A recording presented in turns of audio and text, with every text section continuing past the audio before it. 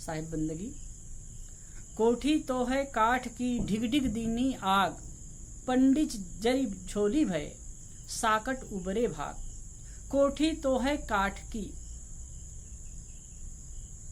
एक रूपक के माध्यम से साहिब कह रहे हैं, मान लीजिए कोठी, काठ की कोठी हो, काठ का घर हो, अब उसमें पंडित भी रहता है और सामान्य लोग भी रहते हैं, लेकिन पंडित कहिए चतुर किस्म के लोग भी थे, वो लोग जल करके खाक हो गए और सामान्य सरल लोग, सीधे साधे लोग, अनपढ़ गंवार लोग वहां से भाग गए।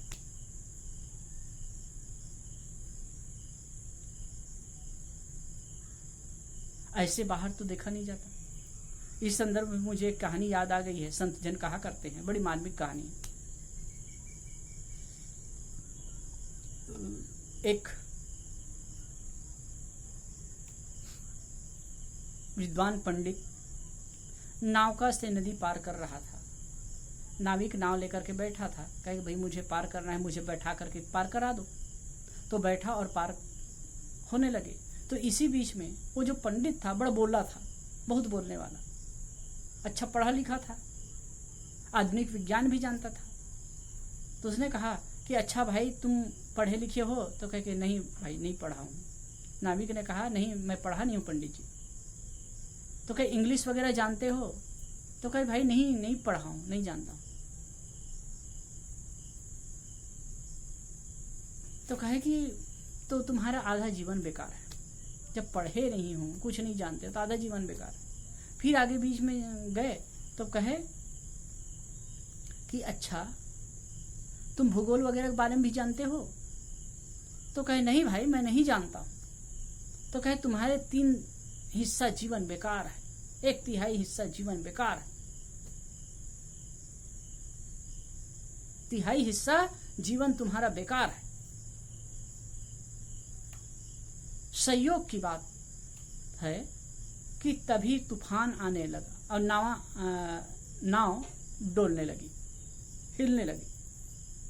अब नाविक को पता चल गया कि ये तूफान है और ये भयंकर भंवर उठ रही है और कुछ भी हो सकता है। तो उसने पंडित को कहा अच्छा पंडित जी आप तैरना जानते हैं? तो पंडित जी ने कहा कि नहीं भैया मैं तो तैरना नहीं जानता। तो नाविक ने कहा कि बाबूजी हम तो तैर कर हुए बाबू सरता के उस पार, हम तो तैर कर होंगे बाबू सरता के उस पार, और तैरना जाने बिना सारी विद्या बेकार। वो तैर करके पार हो गए और पंडित जी वहीं नाव पलटी और डूब करके मर गए। ऐसे ही चतुर किस्म के लोग यहाँ साहिब एक व्यंग कर रहे हैं, एक बात बता रहे हैं कि पंडित जो चतुर हैं ये लोग जल करके मर जाते हैं, होशियार किस्म के लोग जल करके मर जाते हैं।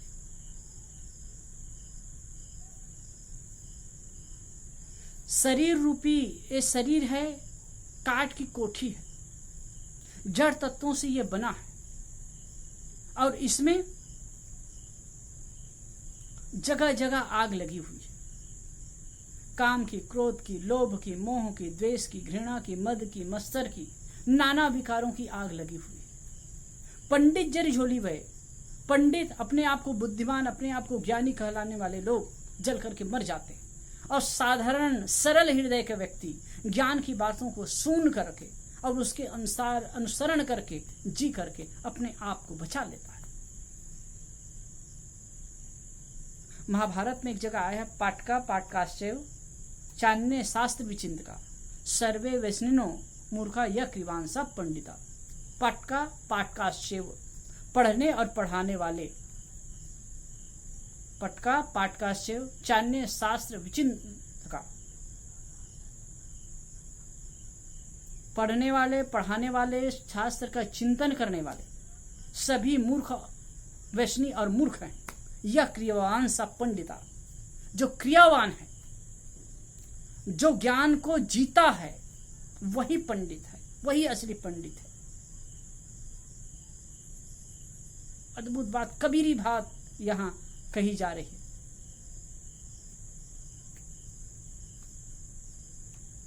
तो जो लोग सरल हृदय के हैं, कुछ ज्ञान की बातें जानते हैं, कुछ समझ लिए, तो उसके अनुसार जीवन शुरू कर देते हैं और वो संसार सागर से पार हो जाते हैं। लेकिन चतुर किस्म के लोग चतुराई के तहत लोगों को में अपना धौस जमाते हैं, अपने धाक जमाने का काम करते हैं, लेकिन वो अपना काम नहीं कर पाते।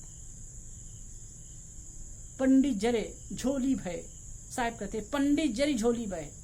पंडित लोग, चतुर लोग जल करके राख हो गए और साकट उभरे, साकट सहज सरल लोग वहां से भाग गए। कई बार होता है ज्ञानी पंडित महात्मा लोग ज्ञान की बातें कहते हैं और जहां के तहां रहते हैं, और जो ये ज्ञान की बातें सुनते हैं वो अपने आप को ऊपर ले जाते हैं। वास्तव में कथन की सार्थकता करनी में है। एक जगह कबीर साहब ने कहा है, करनी करे सुपूत हमारा, कथनी कथे सुनाती, रहनी रहे सु गुरु हमारा, हम रहनी के साथी। करनी करे सुपूत हमारा, जो करनी करता है मतलब आचरण में लाता है, करनी करता है, कुछ ज्ञान के अनुसार क्रिया करता है, वो पुत्र है। और केवल कथता है, वो नाती है, दूर का रिश्ता है, बेटी का बेटा है। और रहनी रहे सो गुरु हमारा, और जो रहनी में रहता है उसके अनुसार जीवन जीता है, ज्ञान के अनुसार अपने विकारों को ध्वंस करके, सूक्ष्म कसाय को भी तोड़ करके, छोड़ करके, और सहज रूप से अपने आप में स्थित होता है, रहनी में रहता है। साहब कहते हैं वो हमारा गुरु है, हम रहनी के साथी, हम ऐसे लोगों के साथी हैं। कबीर साहब तो कहीं नहीं छोड़े साहब, इतने डंके की चोट पर कहते हैं। तो साहब यहां कह रहे हैं कि भाई ज्ञान की सार्थकता जीने में है। वैसे सभी लोग जानते हैं, सब अपने आप को चतुर मानते हैं साहब। संसार में देखो किसी के पास एक, आजकल तो मीडिया की जमाना है, आजकल लोग पढ़े लिखे हैं, बहुत सारी बात करते हैं। कई बार लोग आते हैं, जब चर्चा होने लगती है तो कहा हाँ हम जानते हैं, और चित्त इतना चंचल होता है, इतना उद्विग्न होता है कि एक जगह स्थिर बैठ नहीं पाते। कुछ कर नहीं पाते, मन अशांत रहता है, थोड़े थोड़े में तुनकते हैं, थोड़े थोड़े में क्रोधित होते हैं, ईर्ष्या द्वेष राग द्वेष से भरे रहते हैं, बहुत ऊंची ऊंची बात करते हैं। लेकिन इस प्रकार से बूढ़े अवस्था भी हो जाती है, तब भी मोह, ममता, लोभ और तृष्णा में पड़े रहते हैं। तो ये चतुराई किस काम की? ऐसे लोगों के लिए तो व्यंग है कि तृष्णा, ये जो ऐसे ही तृष्णा में पड़े रहते हैं लोग, तो ये चतुराई किस काम की? साहब कहते हैं ये चतुराई किस काम की? तुम्हारे अंदर लोभ की, तृष्णा की, घृणा की, राग की, द्वेष की जो अग्नि लगी हुई है और तुम उसमें जल रहे हो, लेकिन साकट ऊपरे भाग, साकट कहिए सरल चित्त। साकट का मतलब होता है खान पान वाला और अविवेकी आदमी, लेकिन यहां साकट का अर्थ है सीधा सरल आदमी। सरल आदमी भी